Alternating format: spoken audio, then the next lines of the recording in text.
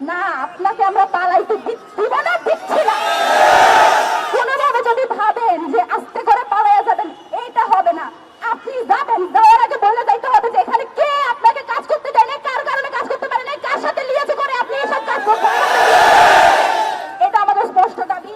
ইনকিলাব মঞ্চ আগামী আমরা এখন থেকে আমাদের লাগাতার কর্মসূচি থাকবে যতদিন পর্যন্ত না সব পুরো সিন্ডিকেট, বারবার বলছি, শুধুমাত্র ফয়সাল সুদার একমাত্র না, তাকে যদি বন্দুকযুদ্ধের মাধ্যমে দেখতে চাই না, সে বিদেশে থাকলে দেশে আনতে হবে। এবং বারবার বলছি, পুরো সিন্ডিকেট মাথা থেকে শুরু করে শেষ পর্যন্ত যে যা আছে প্রত্যেককে আইনের আওতায় আনতে হবে। আপনাদের কাছে আমাদের অনুরোধ, বিভিন্ন গ্রুপ বিভিন্নভাবে স্যাবোটেজ করার চেষ্টা করছে, বিভিন্নভাবে আমাদের এই যে কার্যক্রম সেটাকে প্রশ্নবিদ্ধ করার চেষ্টা করছে। এই স্যাবোটেজ গুলো কারা করে আপনারা জানেন না? জানেন না কারা কারা বিভিন্ন এর মধ্যে ঢুকে সহিংসতা তৈরি করে আন্দোলনকে অন্যদিকে ডাইভার্ট করতে চায়, আপনারা জানেন না? বাংলাদেশের জনগণ কি তাদের এই স্যাবোটেজের মধ্যে পা দিবেন?